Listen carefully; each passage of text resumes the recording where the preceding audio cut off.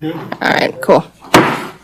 Good evening, everyone. Welcome to the September 3rd, 2019 Council Committee meeting. My name is Stephanie Meyer, Council President and a Council member from Ward 3, and I will be chairing this meeting.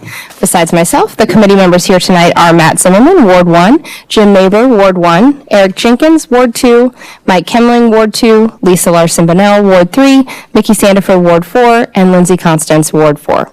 Before we begin our agenda, I will explain our procedures for public input. During the meeting, I will offer the opportunity for public input. If you would like to speak to the committee at any of those times, please go to the podium, and I will ask that you state your name and record, and then you may name and address for the record, and then you may offer your comments. So that members of the audience can hear you, I would ask that you speak directly into the microphone. By policy, comments are limited to 5 minutes. Comments and remarks that are personal, impertinent, or slanderous are not permitted. Disruptive acts are also not permitted. After you are finished, please sign the form on the podium to ensure we have an accurate record of your name and address. There are 2 items on tonight's agenda. The first is a presentation by the United Community Service of Johnson County. During the City Council planning session in February of 2019, the City Council identified affordable housing as an interest for future discussion. Julie Brewer, Executive Director of the United Community Services of Johnson County, will make a presentation and provide more information on the proposed countywide housing study. Welcome, Julie. Come on up.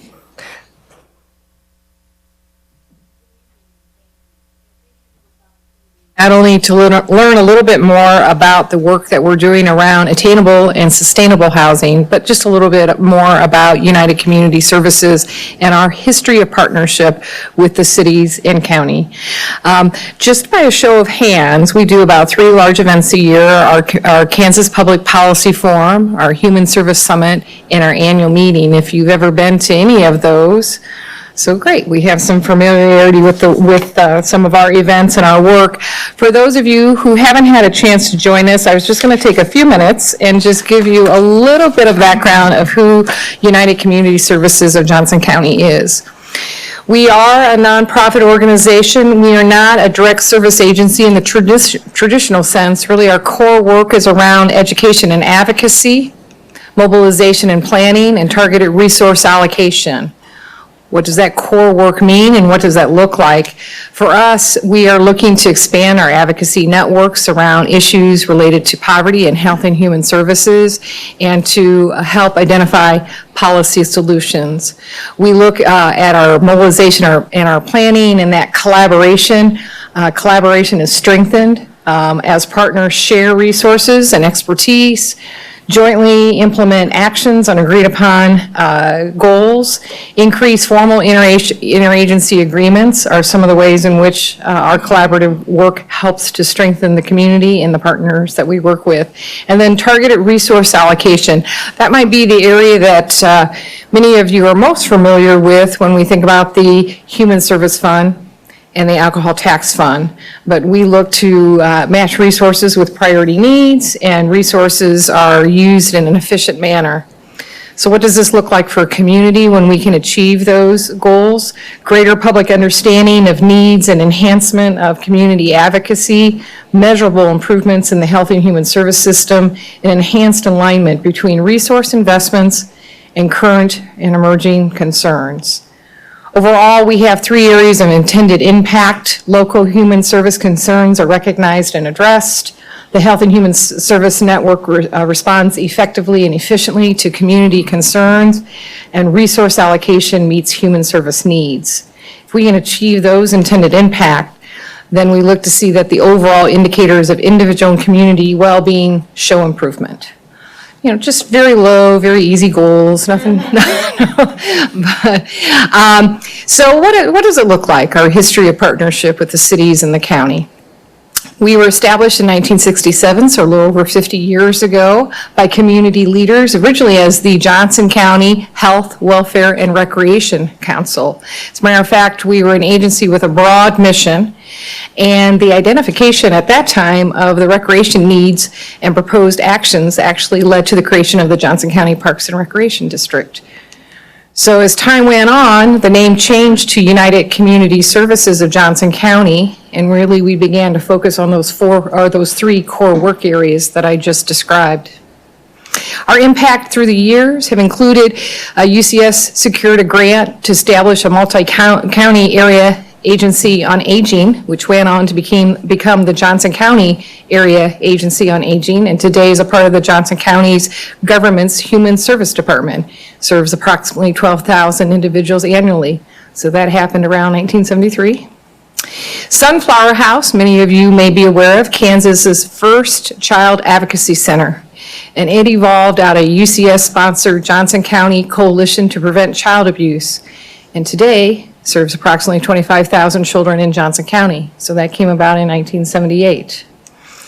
Johnson County Parks and Recreation and the YMCA after-school programming and before, after school, and out-of-school time programming, which serves thousands of children across our community today, was an outgrowth of a needs research conducted by UCS, which led to the creation of the School-Age Child Care Advocacy Council back in 1984.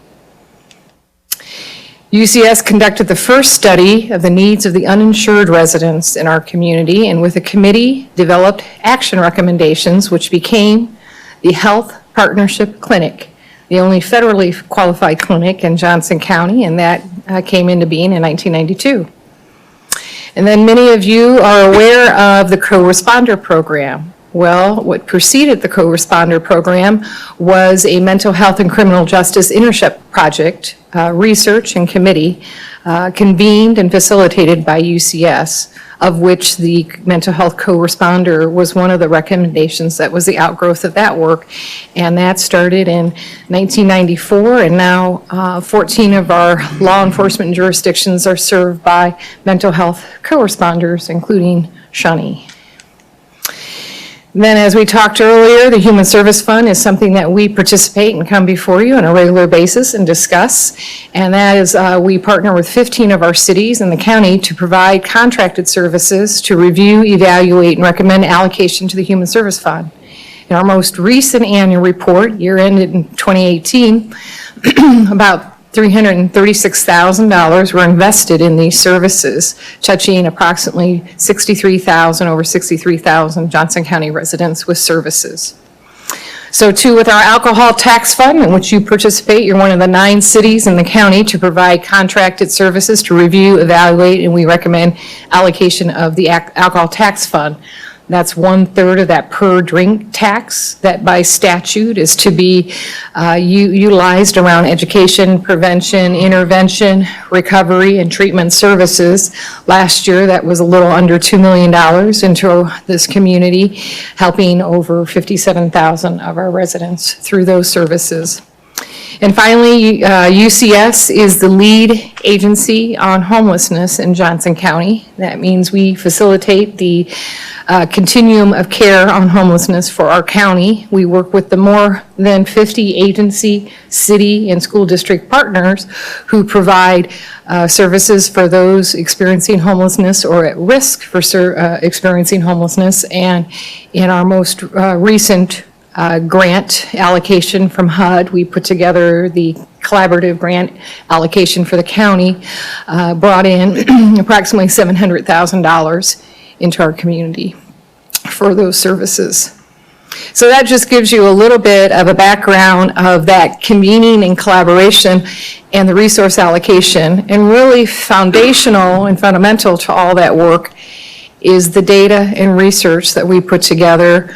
We're a planning partner with United Way of Greater Kansas City. That means we do a look at all 6 counties of the greater Kansas City metro bi-state area, and we look at the census and poverty and health and human service data.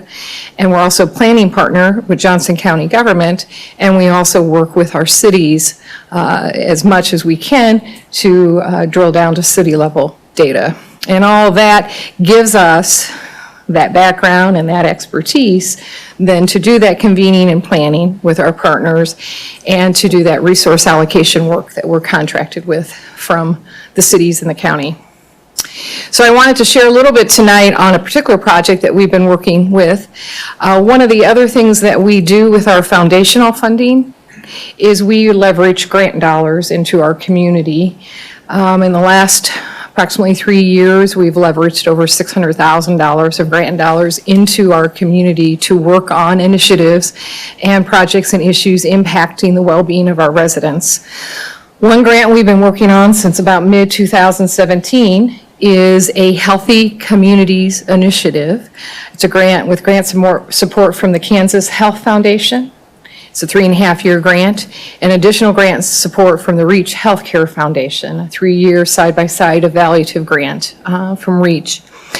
We were tasked in the Healthy Communities Initiative to form a leadership team that represented all sectors of our community. Listed on the slide are those organizations that are around that leadership table, and to identify a priority health issue that impacts our residents and to work on that issue for the subsequent 2.5 years of the grant. After a year of data analysis and research and focused listening throughout the community, we identified safe, stable, affordable housing as that priority health issue impacting our residents in Johnson County. And we are working on that through 5 focus areas that you'll see on that slide: supporting the population, building the narrative, increasing supportive capacity, civic engagement, and policy change. So if we think about health, we don't often think about housing. But research has showed us in health equity that 50% of your health is made up of what we call the social determinants of health. And what do we mean by the social determinants of health? We mean that they're made up of the health conditions in which you live, learn, work, play, and pray that shape the health of our community, which then allows us to connect housing to health. As a matter of fact, I will save you the year's worth of data slides that we looked at, and I will boil it down to the top primary slides that kind of inform the work that led us to housing. This is a great slide, and I should say one of our key partners in this work is Johnson County Department of Health and Environment, and they were able to do some heat mapping for us. This is down at the block group level, a little bit smaller than your census tract. And this is looking at housing cost burden as defined by the census of 30% or more of your gross income going into your housing cost, and transportation cost burden as defined as 15% or more of your gross income going into your transportation cost. So if you're in a household that's experiencing either or both of those, your housing cost burden and your transportation cost burden combined, that would be if 45% or more of your gross income is going into your housing and transportation cost. As you can see, the floor for that in Johnson County is, on average, a typical household will expend a minimum of 22% of their gross income in their housing and transportation. And as the heat map shows, as the darker tracks are expending 62% or greater of their gross income into their housing and transportation cost. Why would we put housing and transportation together? It's not enough to think about where I'm housed. You have to think where I'm going, be it school, be it work, be it doctors, be it grocery stores, and what that role of transportation or lack of transportation, what that impact has on my health and well-being. We also looked at, yes, please. Question about the map. Can you kind of point out where Shawnee where we are is? right now? I mean, I know we're Shawnee. I recognize that. Well, where are we right now on that? Can you, like somewhere with those dark blue? Yep, you're going to be, I-35 is the roadway that cuts across diagonally, and then 435 cuts across the upper third. So we're going to be a little bit in the further northwest quadrant. Fair amount of the dark blue. And a block group is really based on population, not a geographic size. So DeSoto looks like a really big block group. It's just more, I'm sorry. No problem. DeSoto looks like a really big block group. It's just that it's more sparsely populated. So a block group is about 1,500 residents makes up a block group. So that would be a little bit more in your north west to north central quadrant. west, of course, of 35 is kind of where you're at.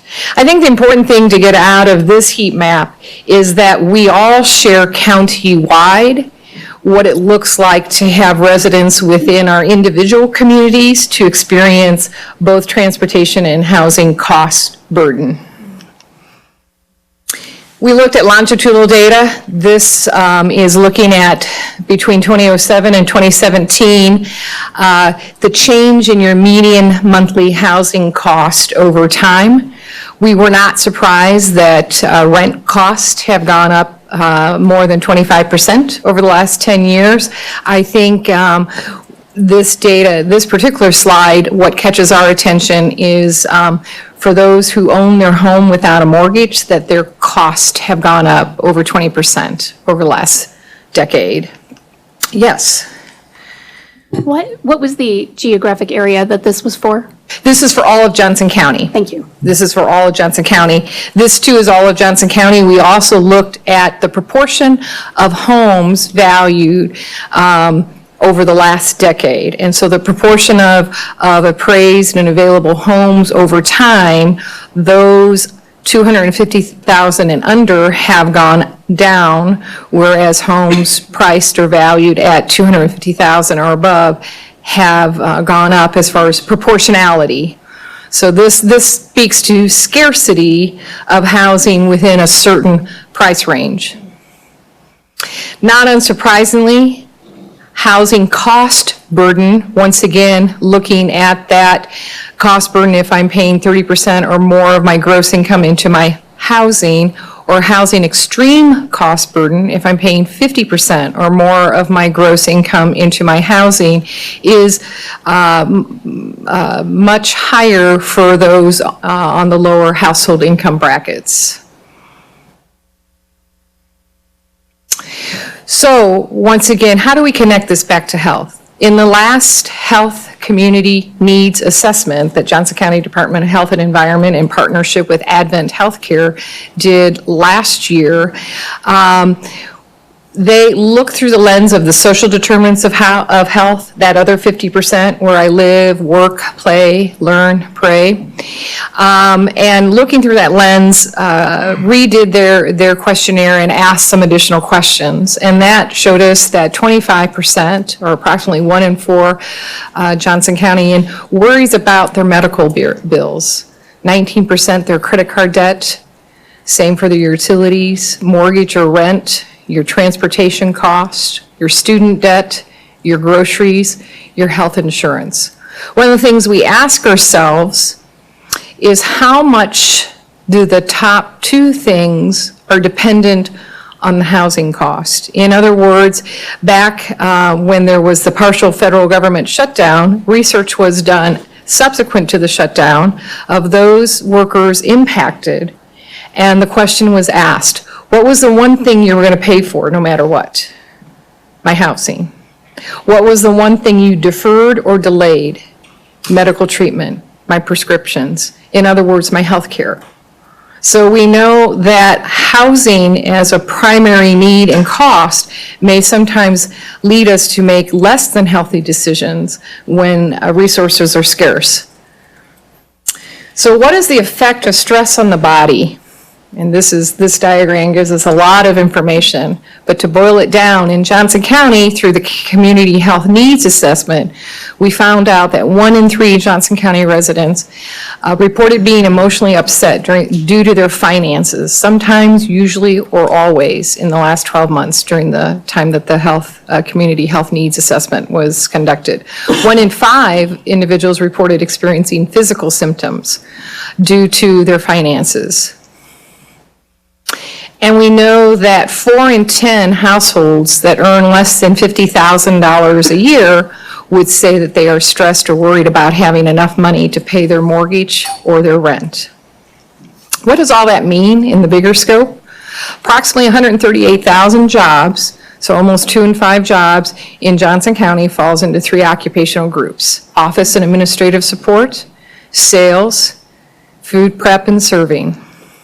This is the median income, median wage for each of those job classifications. Does Johnson County offer attainable, sustainable housing choices for these employees? And why is that important? Because they represent nearly 40% of the total jobs in Johnson County. So another way to look at this is we looked at foundational job categories. We think about our cities, and we're very fortunate, and so many of our cities have gotten wonderful national accolades. The best place to raise your family, the best infrastructure, best place to retire, a lot of national recognition of what we have, which is a great community. This is an opportunity of how do we build on a strong foundation and make sure that we're staying a vital, thriving community for all our members. So this looked at those jobs that play a role in making this a great community, and looking at the average home sale price in 2017 in the median wage in key job classifications, who could afford to live here. And we do that for rents as well. Now, this is just looking at one household income, but it is germane because almost 36%, or more than 1 in 3 households in Johnson County, are one-income households. So for more than 1 in 3 households, a single income is the income for the household. So all this led us to working with the cities. We had an opportunity to talk to the mayors in Johnson County back March of 2019 of this year regarding some of our findings and our data, and the fact that we haven't had a housing study for the county since 2004. Around that same time, Mark was awarded a National League of Cities technical grant. It was technical service from TIP Consulting around work they were doing with the First Tier Suburbs Coalition, of which Shawnee is a member. And we sat down with Mark, and we talked about, because the focus of that grant was around affordable housing, housing stock, condition of housing stock, and housing choice. And so we sat down and started to work together, and are continuing to work together. Our summit, our annual summit in June focused on this issue, and then we helped promote their summit in July, which also focused on this issue. For those of you who might have attended the summit in July, we looked at a city out of Westminster, Colorado, and some of the work they have been doing. We also had looked at a number of housing studies that had been done in the last few years, both within the state of Kansas and nationally. This is a priority key elements report of types of things that we're seeing in housing studies that are great to drill down on, to really understand and analyze. And both our recommendation and the recommendation out of the Mark's First Tier Suburb Summit is the importance of the housing study and a housing task force. And so that's what we've been communicating with our cities and the county on for the last 6 months, as far as, and many of our elected officials that we've met with have commented on the importance of raising the voices of those impacted by this issue. So on our social media and featured at our events have been video stories of employees, employers, realtors who are impacted by the issue of attainable and sustainable housing. And I'll just end it with some partnership quotes of city partners that are around our table, both on our board and our council of advisors. With me is a board member, Maureen Thompson, out of Johnson County Government, who also serves on the UCS's board of directors and is another partner in the work that we're doing around the housing study and task force. That the RFP is in the draft stages. We're hoping to get it out next week, and we've been working with all the cities on a proportionate participation of investing. You know, the old adage, many hands make a light load. That's the tack that we're taking with a shared cost. In 2008, Johnson County had a homelessness task force and an affordable housing task force going. Annabeth Sorball had it put together. Mike Scanlon was chairing it, and we had most of the meetings up at Sylvester Powell Center. Were you familiar with all that?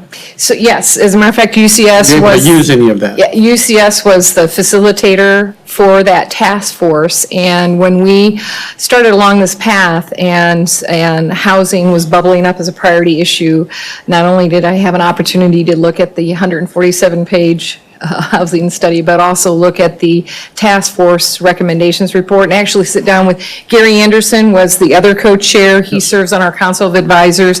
Annabeth, I sat down with Annabeth. Hannes, I sat down with Hannes at the time and talked to a number of folks who were involved. You know, the task force began at the end of 2006, beginning of 2007, and the recommendations report came out spring of 2008.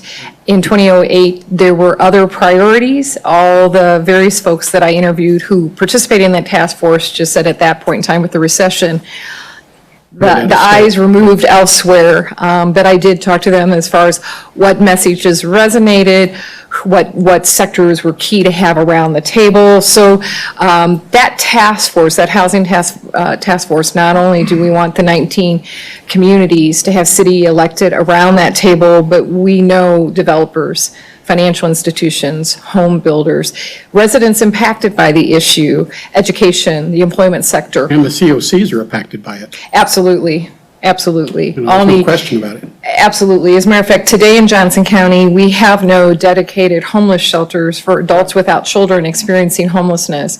If I had that today and I stabilized individuals experiencing homelessness, where would I launch them? Our Johnson County Housing Coalition has dissolved. On the homelessness stuff with Valerie. Yep, and so we know we've lost, the scarcity of affordable opportunities was already diminishing. When we lost the Housing Coalition, that diminishes us further. So certainly we appreciate. Any other questions for myself or for Maury? We can put him to work as well. Jim? That was sort of like taking a drink out of a fire hydrant. Oh, I'm sorry. I thought Oh, no, it's fine. It's because I've heard you speak many times, but any chance that we could get the slide presentation and Absolutely. and to go and digest, because again, obviously this is a growing problem, and it's been growing, and finally it's starting to come to the surface, and hopefully our county and our city are understanding it, because it's a definite need that needs to be addressed. No, more than happy to. Unfortunately, I was polishing when your packet went out, so I missed your packet deadline. I was actually trying to eliminate slides. You polished very well. That was a very thank you. good presentation. Thank you. Eric? Yeah, just a couple questions. Now, who's your primary source of funding? Our primary source of funding really comes in, I would say, three different chunks, if we talk about it. If we look at our foundational funding, that means funding that isn't restricted to one particular activity. I would say that's we're one of about 4 or 5 planning partners with United Way of Greater Kansas City, so we get some foundational funding from them, as well as Johnson County Government. We're a planning partner with Johnson County Government. And then grants and foundations make up a good chunk of the rest of that funding, and that's rounded out by some of that contract work we do with managing the Human Service Fund, grant review, evaluation, and recommendation process, and the Alcohol Tax Fund process as well. Okay, that's helpful. I was just curious too if you don't receive any, it just doesn't sound like you receive any funding through the A95 clearinghouse, which would be Mid-America Regional Council for us, I would think. I don't even know if they still call them A95 clearinghouses, probably don't. But Are you talking about the combined federal campaign? No, I'm talking about direct federal funding from agencies such as Housing and Urban Development and so on. We get very little money from HUD, since we are the facilitator for the Continuum of Care on Homelessness and the lead agency. We're the lead agency for what they code as KS 505 for Johnson County, and that's about $19,000 to do planning. And it seemed like a very appropriate place for some of this funding to come from. I know some of the funds that we direct toward that come from our CDBG, block grants and so on. And we get another portion of funding, about $22,000 from CDBG dollars from Johnson County. Yeah, that's pretty small potatoes for the size, the scope of the operation you're Well, we're a trying small to- operation, there's 5 of us Well, full-time. yeah, I'm not and talking about that, I'm talking about the impacts you're trying to achieve. Yeah. Yeah, you're fairly small staff-wise. We would but, agree with you that it's, Yeah, but, just, yeah, that's kind of like trying to eat an elephant. It's going to have to be a one bite at a time kind of deal, because this is a huge situation. But thank you for the information. yeah. Lisa? So your agency has been around a while and you've done a lot of really great work. What are some of the recommendations that you make to municipalities? I mean, thank you very much for the information. I feel like I have an awareness and that's wonderful, but that seems like only half the battle. So help me figure out what I'm supposed to do with this information now. You know, one of the things that started around 2012 that really got us, and I joined the organization in 2016. My predecessor had been with the organization for 32 years, 20 of which as the executive director. So I really credit a lot of that work of elevating the awareness and understanding of poverty in this community, in a lot of heavy lifting that was done around 2012 through 2015 around really understanding the suburbanization of poverty. As a matter of fact, right now, we're waiting for the 2018 census data that will be out the middle to the end of this month. Our 2017 census data showed us nationwide that poverty was decreasing, but it was primarily decreasing in large urban areas. So our more urban counties in the greater Kansas City bi-state area saw some minimal decreases in poverty, but the Midwest as a whole was pretty much stagnant, but certainly suburban areas were stagnant. And so really, we're seeing that statistically, individuals experiencing poverty in suburbia are starting to outnumber, in some areas, those experiencing poverty in urban areas. So I think having that understanding as we think about, I think the other thing that we really work to build awareness of is we think of our city council meetings. I had the privilege of serving on Forward OP for the visioning process for the city of Overland Park and some task force in Olathe on their work. And in Overland Park, 124,000 jobs, approximately 95,000 are being done by people who don't live in Overland Park, who commute in. Not a terrible thing, but it certainly makes our dashboard as a city and our health a little bit differently. Because today, if I want to speak at a city council meeting, what's the first 2 things you ask me? My name and my address.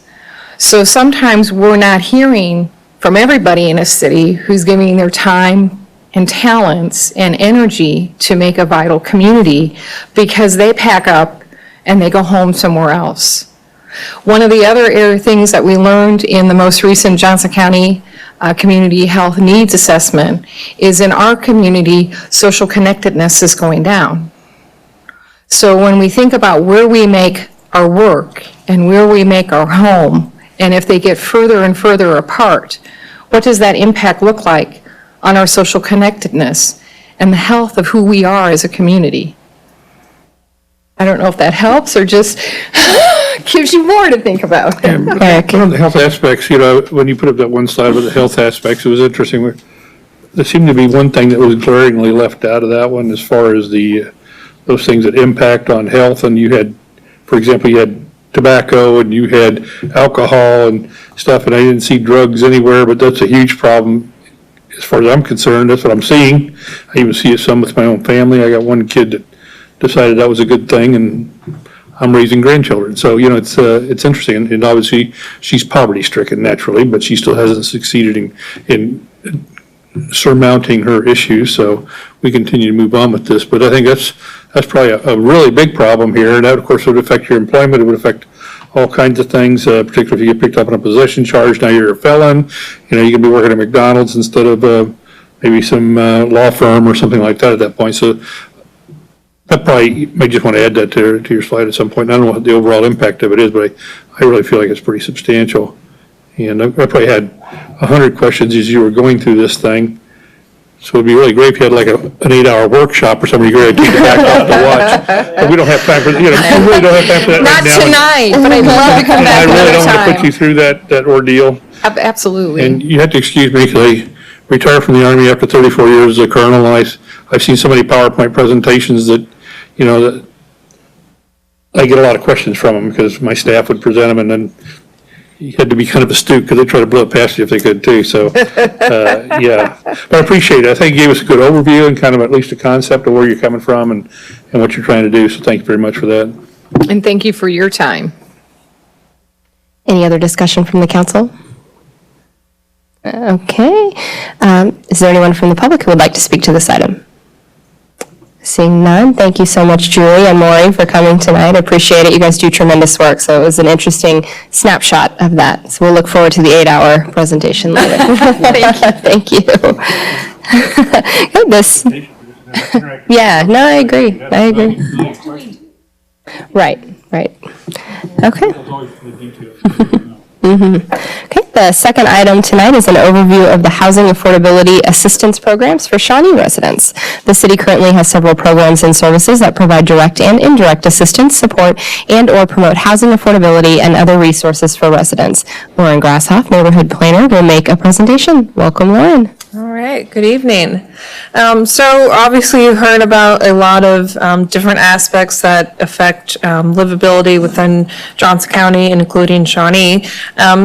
Tonight, I'm just going to provide a really broad overview of some of the housing assistance programs that either are directly offered by the city, some by Johnson County, the state of Kansas, and then some additional resources and support services available to Shawnee residents. One of the primary programs that we receive funding to help specifically low and moderate income households in Shawnee is through the Community Development Block Grant Program, and that is, the city receives that funding as an entitlement grantee, so basically any cities with a population of 50,000 or over. We receive the annual allocation. It does vary annually based on a HUD formula, but it is based on population. We typically receive around $270,000 annually. As part of that, then we are able to program where that funding is allocated to. So one of the programs that is provided is the Minor Home Rehabilitation Program. We provide up to $25,000 annually, and that allows homeowners within owner-occupied units up to $5,000 for rehabilitation improvements. So that could be roof, new windows or doors, painting, wood rot, accessibility improvements, as well as some of the interior improvements, plumbing, HVAC, and electrical. That program usually assists around 6 to 10 homeowners annually. Lauren? Yeah. Can I ask a question on Sure. On the CDBG grant program? We go through it every year, you guys present it and all that kind of stuff, and it's great, and it's going to a lot of good things, but I kind of wonder, we're spending quite a bit of money at a block grant for road improvements, such as King and so on over here, close to the city hall, actually, so many streets over just south of us. And that's a pretty substantial chunk of that block grant. I wonder, is that by some kind of allocation formula, or could that money be totally redirected to, we're going to really expand the mini repair program, or we're going to have some kind of resource for code violators that are indigent or whatever, that we can help maybe get them back to code or something like that? I just really don't know. I've never asked that question, and it's been kind of dwelling on me for a while. I thought, oh, this is a good time to ask it. Let's ask it now. Are we restricted in that formula? Our limitation is we can't spend more than 15% of our annual budget for public service providers, and that meaning a lot of what we provide through Catholic Charities, Salvation Army, so like rental and utility assistance, childcare assistance. That's the limitation basically of that funding, and then obviously then we have to look at what types of programs are eligible. So it does have to impact low to moderate income residents, and then really it does provide, the HUD guidelines provide a lot of flexibility with the intent that communities know what's needed most in their communities to help and try to provide a broad base for using those funds. Yeah, but after saying all that, does it mean we could move more money into some of those things like the mini repair program and, I don't know. So that is something that the council can certainly look at. Right now, we just had our first hearing as of August 26th, the last council meeting, that did provide that preliminary budget for 2020 programming. We have not approved the 2020 programming, so that is something we could look at before we have the final hearing. Okay. I just want to know, it's not formulaic, we're not really Sure. stuck with where we're at. We could move money into that, and if we wanted to allocate it differently, that we're not really that restricted in that. Just somewhat restricted. Yeah, But yeah. not that restricted. Okay. Vicki? Through the years, we have.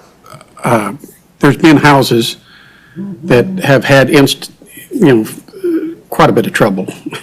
Some of them, with the roofs falling in and people living in them, they can't move out. Back to what we were talking about before. And the city has went in and put roofs on them and put liens on the house. And we've done some of that before, throughout the last few Then you years. also got a lien on your house, it's helpful, but, No, you don't. Well, pardon? you're one of them I that don't know, talk. I'm just hurt. I know, but you're one talking about, steward of the people's money. Yeah. Why would you just give it to them? I mean, you can't go fix everybody's house, so you're gonna have to do something. But my point is, we have stepped out of the box and done some of this through the last few years. Great, I'm not complaining, I'm just sitting here, trying to think outside the box a little bit, we could maybe address some of these issues at least a little more than we are now, perhaps, I don't know, so it seemed like a fair question. Lisa? I really like the minor home rehabilitation program. There's two things that stick out to me about the program in this slide. First is that there's a $5,000 cap on it. Is that a cap that has some flexibility and it's just at a limit that the council decided on, or is there some sort of other limit that is causing that? It has to do with thresholds for federal programming of funding. If we start to get out of the sort of minor scope as defined in federal guidelines, then it puts a lot more restrictions on the flexibility of funding and a lot more sort of guidelines that we have to abide by versus doing minor projects. There is a little bit of flexibility. We've had this come up about twice a year.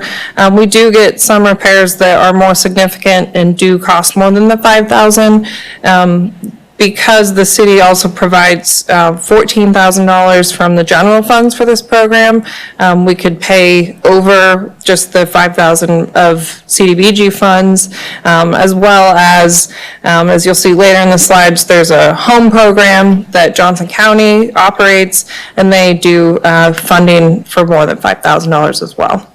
And then my other really quick question, is there a reason that only 6 to 10 homes are served annually? Is that because our budget caps out, or is that because the program is inaccessible for some reason?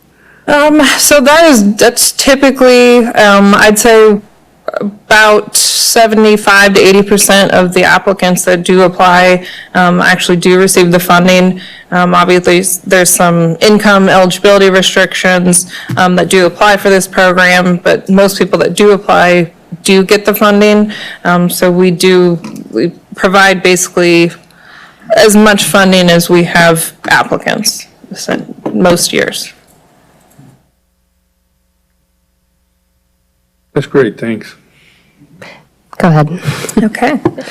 So with the block grant funds, we also provide funding through Catholic Charities of Northeast Kansas and Salvation Army, and that provides for emergency rent and utility payments. Through the city's human service funds, their funding is programmed to Rebuilding Together Shawnee. This process, basically we have organizations that apply annually as part of our annual budget process, and then you all select through your budget process how this funding is allocated. Rebuilding Together Shawnee provides mental home repairs for veterans, elderly, disabled, and economically disadvantaged homeowners. They served 17 residents in 2018 and basically project to serve as many this year in 2019. the Johnson County Human Services Utility Assistance Program that provides up to $250 annually to assist low-income residents with utility costs. And that project served 212 in 2018, is projected to serve more in 2019. And then United Community Services of Johnson County, they pool the community-wide dollars basically to allocate grants to health and human service providers county-wide. Specifically for Shawnee, they reported serving over 8,200 residents in 2018 and are projected to serve 8,600 to 9,300 in 2019. One of the programs that we offer here in sort of our downtown area is a Kansas Neighborhood Revitalization Area. It's a tax rebate program. It's basically an incentive to promote rehabilitation, conservation, and redevelopment, and it applies for both residential and commercial properties. It's a 90% rebate for 10 years, basically, of property owners that wish to make improvements. It's a 90% rebate of that incremental increase after the improvements are made. Since the program was established in 2003, we've had 25 residential properties participate in that. We actually have one currently pending completion now. Do anticipate that to be included as well. The area was expanded. You saw on the previous slide, the original area in that kind of orangish color was established in 2003, and then it was expanded in what's called now Area B to that green area. The program, per the agreement with Johnson County, expires in 2023, but it will pay out rebates until 2033 tax year. There have been some questions about possibly changing or expanding this area, so just wanted to give a real quick highlight of what is required to designate areas in this program, and this is per state statute. So they do have to be determined to be dilapidated or detrimental to public health, safety, and welfare, and this would be structures within those areas. A substantial number of deteriorating structures, which impairs growth, or a predominance of buildings which by reason of age, history, architectural significance should be preserved or restored. And this also requires a basically public noticing, public hearing with interlocal cooperation from other taxing units within Johnson County. Jim? Yeah, again, I think that, just in a broad base here, a lot of the northeastern part of our city, these houses were built in the 50s, 60s, and things, and I think an extension of the KNRA boundaries to take in some of these neighborhoods, not all of them, and not only up here, but there's some to the south, some down in Ward 2 and things. If we're truly looking to revitalize this area of the city, and this is not to say that there are needs that need to go, heaven forbid that I would say Western Shawnee because it's the Shawnee, but there are things, just in the spirit of trying to go and help revitalize areas that need the help. I would like to look at expanding this area in the northeastern part of the city. Some of the areas down here, specifically Ward 2 south of 55th Street, regreening, we got the schools and things. And as one who has walked this area for the last 10 years and in Cindy for the last 15 or 20, there are a lot of homes in there that the people, they're widows, and they raise their families and things, but they just can't really afford to keep it up the way they would like to, i.e., we're talking about housing, then we come to senior citizen housing, they don't want to leave. But I think this would be an excellent vehicle to help attract new people and revitalize and regreen the whole neighborhood and contribute to when we get Neiman done to walk, or so. Thank you. Some other smaller programs that the city facilitates is our Neighbors Helping Neighbors program. I'm sure you guys have all probably heard of it. It's really basically a resource to connect volunteers within our community to those homeowners that are in need, whether it's income-based or perhaps a disability. I got this information from our volunteer coordinator. She said that 29 households were served in 2018. And as we continue to grow and get the word out about this program, 48 households have already been assisted in 2019. And a lot of this program is done really based on just volunteer service, labor, with very limited funding resources for that program. And then we have our Neighborhood Focus program, which I help facilitate. So basically, we're just here as a resource for primarily some of the older neighborhoods here in Shawnee, particularly in eastern Shawnee. Two of them we've got north of Shawnee Mission Parkway, and then two of them are south of Shawnee Mission Parkway. And as part of the resource, there's neighborhood action plans that the cities and neighborhoods focus on annually. And then there are $300 annual grants for projects or activities that benefit the entire neighborhood. Moving on, so these are programs that are offered either basically through Johnson County and then beyond that scope as well. Johnson County receives annually what's called home funding, and this is from Housing and Urban Development Department. This is what I was talking about earlier, they do major rehabilitation projects, are able to do it with that funding. And then the city does provide a 25% match annually for that program, and that amount is fairly consistent every year. And then Shawnee residents can receive up to 11% of that countywide allocation. In 2018, that was about $74,000. This program we actually see less participation in, typically because the minor home repair or rehab program can cover most of the expenses. So this is typically around 4 to 5 households per year. And then the Johnson County Housing Services, which is also operates as the housing authority. They operate the Housing Choice Voucher Program here countywide.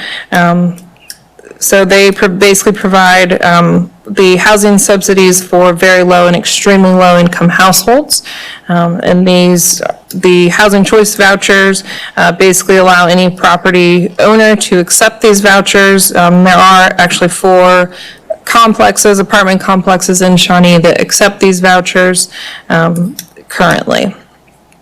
And then the Home Buyer Assistance Program, which is currently on hiatus due to funding, but through that program, they offer up to $10,000 in the form of deferred loan, down payment, and closing cost assistance.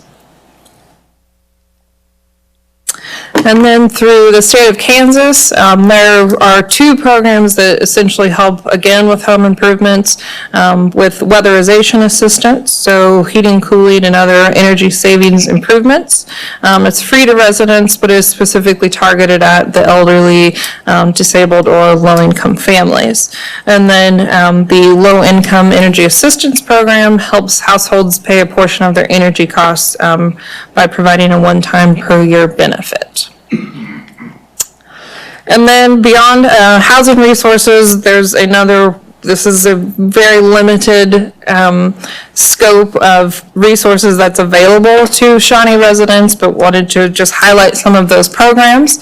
We have the summer camp scholarships that are offered through our Shawnee Parks and Rec Department, as well as Johnson County Parks and Recreation.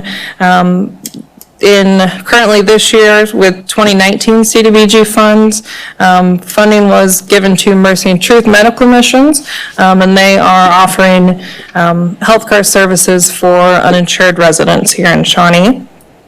The city offers low-income and senior citizen rebates for the franchise fees and other utility fees. Shawnee Community Services, which is a vital resource here within our community, provides food bank and other resource needs.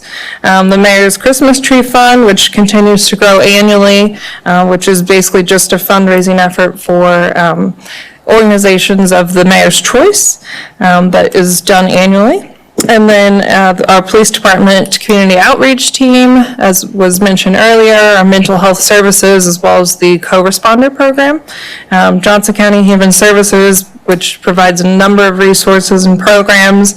The City Ride program, Ride KCs, which is our transit authority in the area. And then United Way of Greater Kansas City offers a number of connection points for a lot of these resources in our community.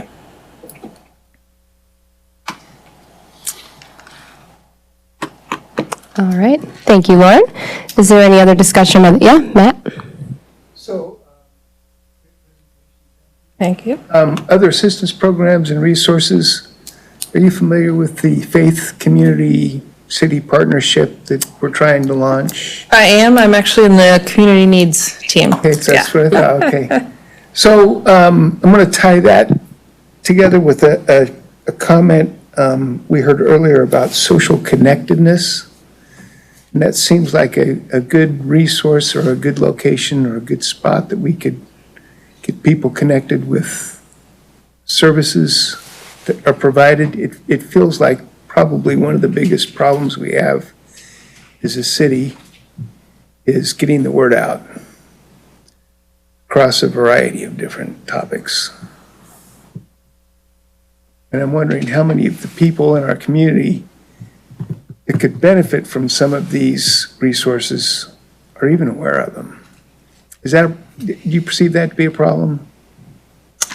I think Or that's challenge? always, certainly, that's always a challenge, is making people aware that there is some assistance available. Sure. Great presentation, thank you. Thank you. So it sounded like Jim, before we move on from council discussion, was requesting maybe the council take a look at expanding the KNRA. Yes, I would ask that the council direct staff to look at areas that would be appropriate for expanding the KNRA to make it, even if it's a level C, and even considering expanding the other. I truly feel that even though it's only been 23 houses, I know commercially it's been very active, but I do perceive, just on my own experience of walking in through this area, and like I say, particularly in the northeast corner, many of these houses are going to become vacant. You look at 66203 as the fourth hottest zip code, and that takes in Ward 2 and Ward 1 east of Quivira. Zip code for sales of houses under $250,000 or something like that. So it's a very, very hot area, and I think that if we look at this, we will attract a lot of young people, millennials. Well, millennials don't want to buy houses, but we will attract young people with families that want to come to the area, and I would ask staff to look into that and advise us back. I believe we need 4 council members to, 3 more to agree with you. So I'll jump in if we have 2 more who want to. All right, great. Okay. My word, I'll go for that. Unanimous, maybe. Mike's quiet. Perfect. All right. Thank you, Lauren. Is there anyone from the public who would like to speak to this item? Okay. Seeing none. Oh, yeah, sir, if you'll come up and state both of you, if you'll come up and state your name and address for the record.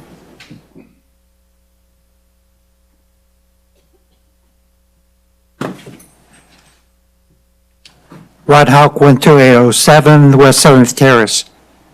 The need to help people revitalize their homes is tremendous in this city.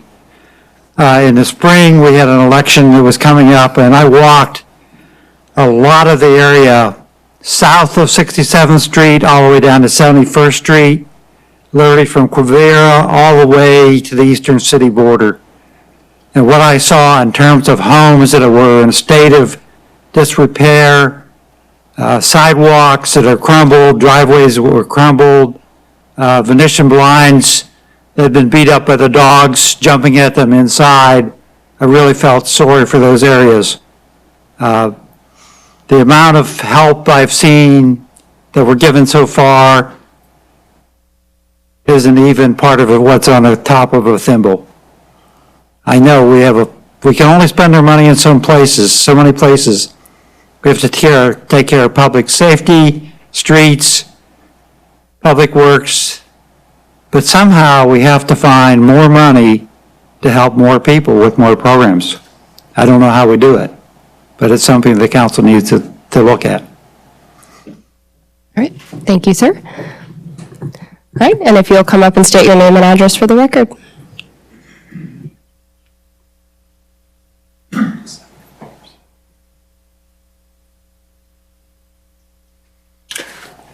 Dave, excuse me, Dave Williams, 22119 West 70th Street, Shawnee.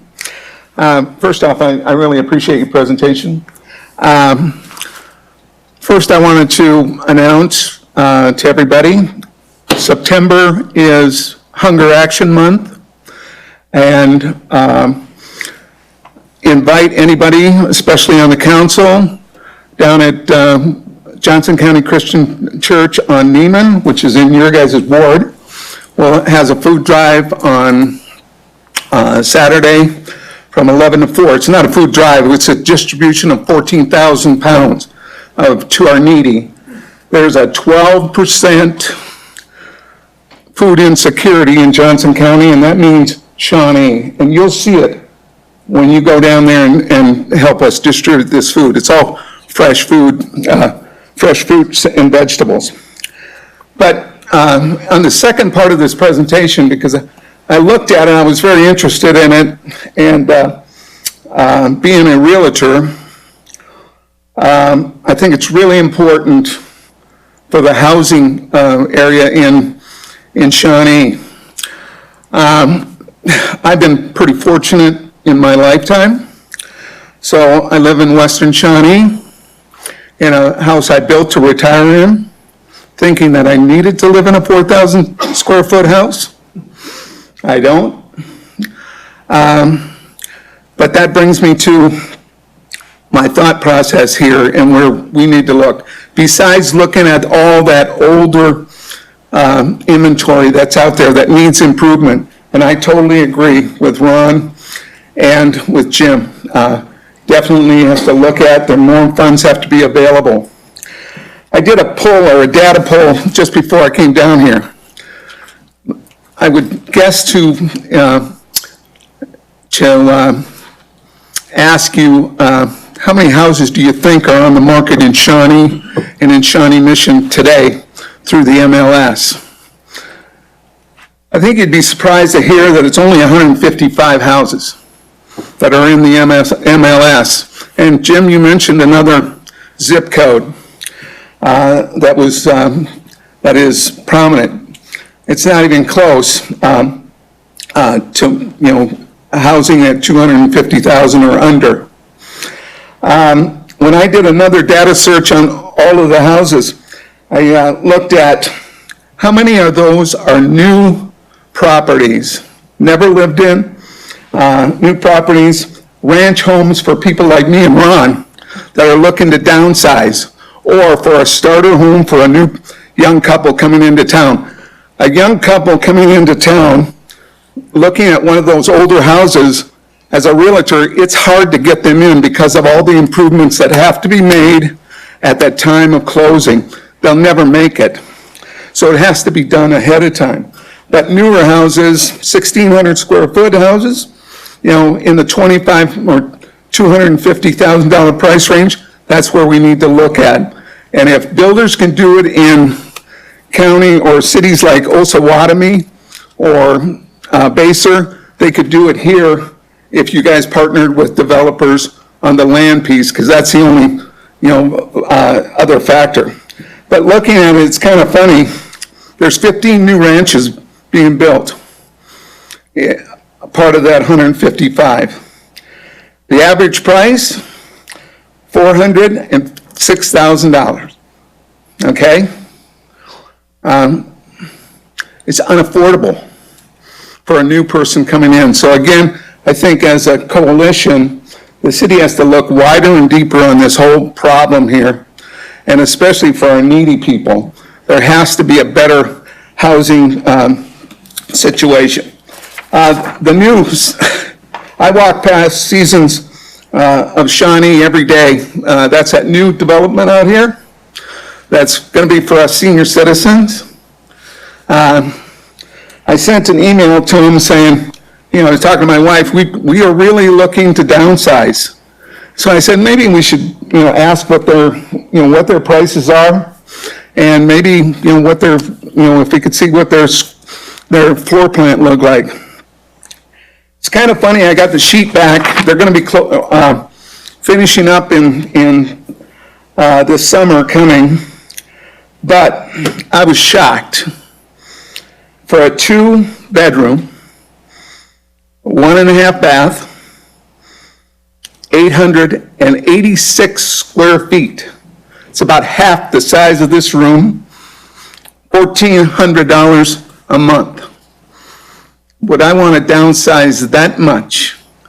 It's like, that's not my style of living. And that's what you have to look at is, it's like, they're senior citizens like us that want a little bit more square footage and just not a room to die in. Thanks for your time. Thank you. Is there anyone else from the audience who would like to speak to this item? Okay, seeing none, this was for informational purposes as well, and that concludes our agenda. I will accept a motion to adjourn. Move to adjourn. I have a motion and a second. All those in favor say aye. Aye. Opposed, nay. Motion passes. We are adjourned.